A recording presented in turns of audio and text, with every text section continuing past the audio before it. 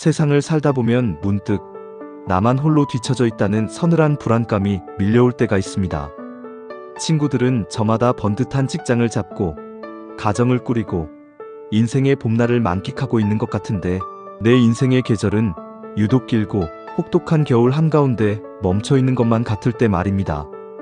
노력해도 안 될 것 같고 세상이 내 진가를 몰라주는 것 같아 원망스러울 때 우리는 조선 역사상 가장 극적인 반전을 이뤄낸 한 남자의 삶을 들여다볼 필요가 있습니다. 마흔이 다 되도록 세상의 비웃음을 받던 쓸모없는 사내에서 단 하룻밤 만에 조선의 운명을 틀어진 권력의 정점으로 솟아오른 인물, 바로 한명회입니다.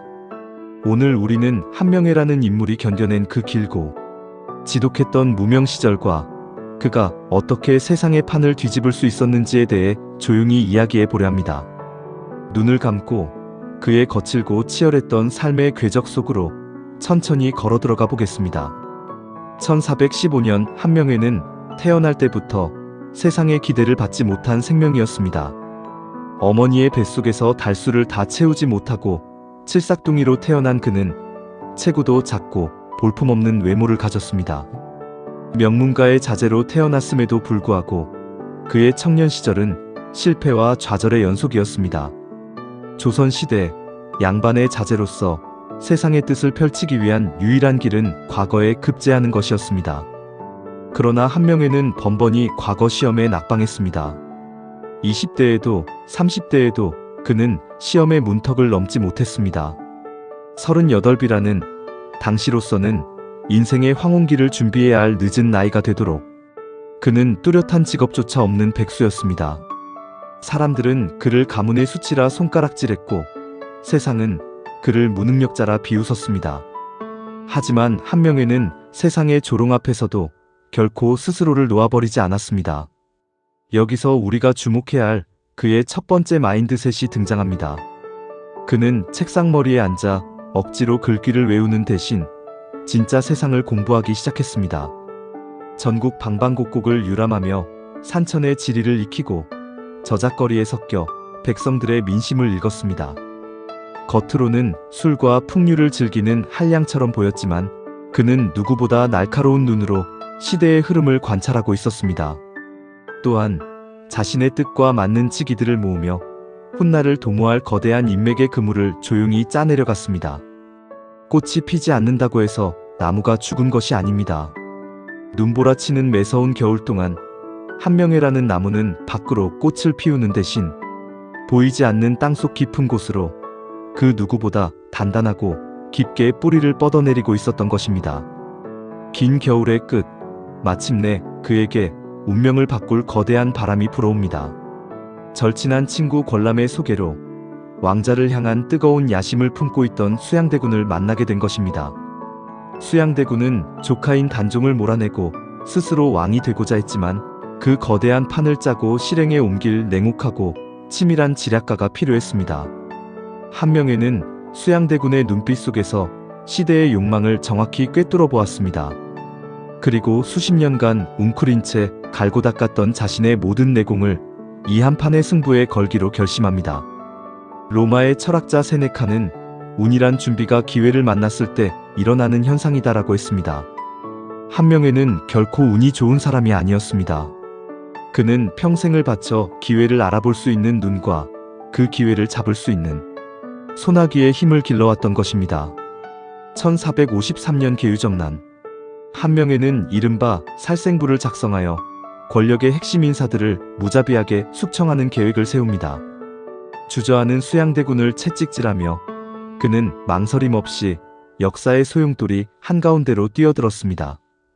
피 비린내 나는 그날 밤 38년간 세상의 멸시를 받던 칠삭둥이 한명회는 단 하룻밤 만에 조선의 가장 강력한 지배자로 다시 태어났습니다. 남들이 피하는 두려움의 한가운데로 뛰어드는 결단력. 인생의 기회는 늘 위기와 공포의 얼굴을 하고 찾아온다는 것을 한명회는 정확히 알고 있었습니다. 수양대군이 세조로 즉위한 후 한명회의 삶은 180도 달라집니다. 그는 세조, 예종, 성종에 이르기까지 무려 4명의 왕을 모셨습니다. 영의정에 2번이나 올랐고 자신의 두 딸을 예종과 성종의 왕비로 만들며 왕실의 장인이 되었습니다. 조선 역사상 그 누구도 누려보지 못한 그야말로 무소불위의 권력이었습니다. 하지만 최고의 정점에 오른 그의 삶은 과연 온전한 행복으로 가득했을까요? 정상의 선자는 필연적으로 떨어질 것을 두려워하게 됩니다. 한명회는 늘 정적들의 견제와 암살 위협에 시달렸습니다. 잠을 잘 때조차 칼을 곁에 두어야 했고, 자신이 쌓아 올린 권력을 잃지 않기 위해 끊임없이 의심하고 다시 피를 묻히는 악순환을 반복해야 했습니다. 그의 말년은 화려했지만 동시에 지독히 외로웠습니다. 세상 모든 것을 가졌지만 그가 지은 정자 압구정에서 홀로 갈매기를 벗삼아 강물을 바라보던 그의 뒷모습은 권력의 끝이 얼마나 허망한 것인지를 묵묵히 보여줍니다. 그리고 그가 천수를 누리고 세상을 떠난 지 17년 후 연산군 시절, 한명회는 과거의 죄목으로 인해 무덤이 파헤쳐지고 시신이 베이는 부관참시의 끔찍한 치욕을 겪게 됩니다. 살아서 쥐었던 모든 권력과 부귀영화도 죽음 앞에서는 한낱 흩어지는 아침 안개와 같았습니다. 오늘 우리는 한명회라는 거인의 족적을 따라 걸으며 인생의 극명한 빛과 그림자를 마주했습니다. 그의 권력욕과 냉혹함을 찬양하려는 것이 아닙니다. 우리가 이 이야기에서 얻어야 할 삶의 지혜는 명확합니다. 첫째, 당신의 인생에 아직 꽃이 피지 않았다고 해서 결코 스스로를 포기하지 마십시오. 세상이 당신을 알아주지 않는 지금 이 순간이야말로 누구도 흔들 수 없는 당신만의 단단한 내공을 기를 수 있는 가장 귀중한 시간입니다.